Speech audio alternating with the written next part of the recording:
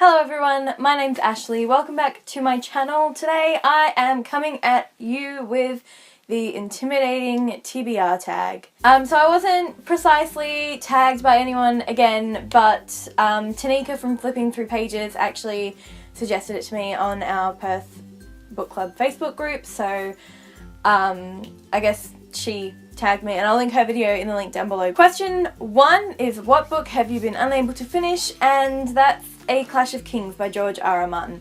I am 250 pages into it, but I'm on a Davos chapter and I keep getting stuck.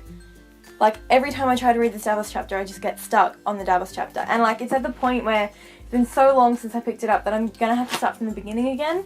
And so that's why I'm hesitant to pick it back up. Because it's like a 900 page book, so yeah, that's gonna be a bit of a tough ask.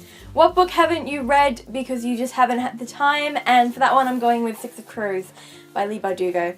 I do want to pick it up. It's not even that long. It's relatively short, and every time I do it, I'm just like, nah, I can't. I'll do it later. And it's stupid because I've read books that are longer than this in the meantime. But anyway, I have it on audio now, so I'll probably listen to it while I'm overseas. Sorry if you can hear crunching. My cat's just decided he wants breakfast now, so he's eating. Question 3 is, what book haven't I read because it's a sequel? And that is Lair of Dreams by Libba Bray. And again, I'm taking this one overseas with me, so I'll probably fix that very soon. The reason I didn't read this one right after reading The Diviners was because I read The Diviners as part of a readathon, and I was getting 2 other TBR books on that readathon, and this one just sort of got swept to the side. And recently I read The Raven Cycle, and that really got me into the whole like supernatural psychic thing again, so I was like, I'm gonna pick that up, and so I'm gonna pick this up. What book haven't I read yet because it's brand new? And I'm going with The Study in Charlotte by Brittany Cavallaro. It's not precisely brand new, but it is the last book that I bought, and I do want to read it, and I'm gonna read it before I go. That's definitely a thing that's gonna happen. What book haven't I read because I didn't like a book from the same author? I'm going with Every Day by David Levithan, because even though this has gotten like really good reviews, and my best friend's sister has been like, you need to read this, like, every time. I hated Nick and Nora's Infinite Playlist. I started it in December last year, and I never finished it because I hated it so much, and it's making me really hesitant to pick this one up, even though it has got such good reviews, so.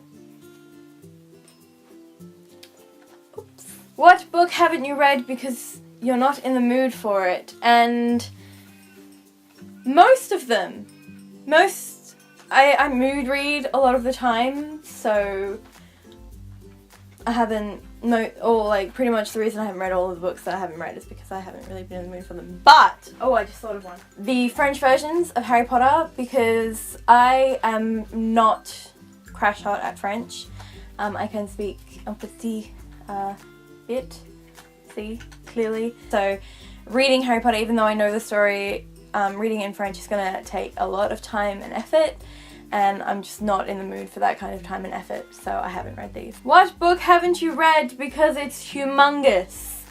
I was going to go with The Three Musketeers for this one, but it's actually relatively short compared to this other one by Alexandre Dumas, and that is The Count of Monte Cristo. It's quite big, as you can see. It's like 1,462 pages, so yeah, I have not. I think this is the longest book on my shelf that is not non-fiction. So yeah, I haven't read it yet. That's probably not going to happen for a while. I haven't even read The Three Musketeers. Ah! Stop it! I haven't even read The Three Musketeers, and that's like half the size. What book haven't you read because it was a cover buy and it ended up having bad reviews? And that, I'm going to have to go with Passenger. I didn't exactly buy this one. I mean, I guess I did because I paid for the box, but it came in the YA Chronicles, and the reason I didn't buy it straight out was because I had a feeling that this book was going to be coming in that month. So I held off, and it did come in the YA Chronicles, and it was one of my most anticipated releases of the year, and I was really looking forward to it, but the reviews have been very, very mixed. Like, people either love it or they hate it, and I have a feeling that I'm going to be on the hating it side, so I'm just very hesitant to pick it up because I don't think I'm going to like it. But the cover is pretty. Look at the cover. It's so pretty. It's so pretty. And the end page. Wait, is it? How pretty is that? It's so pretty.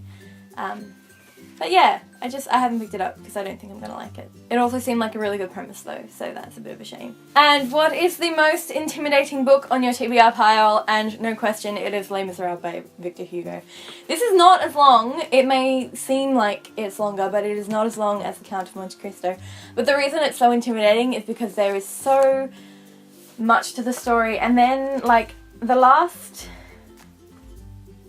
100 pages or so are all like endnotes, and so like look, I haven't read this for years. There's still a Nintendo Club thing in there. Wow. So I think it took me 6 weeks to read like the 85 pages because I had to keep flicking back and forth. Like, it'll have an endnote number, and then not me, I just have to like automatically check the endnote. So I've been flicking back and forth, and it's just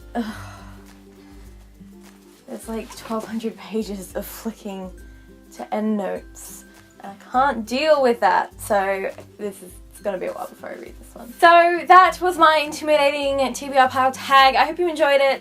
Go check out Tanika's video if you haven't seen her channel already. I highly suggest you do, and I will see you next time. Bye!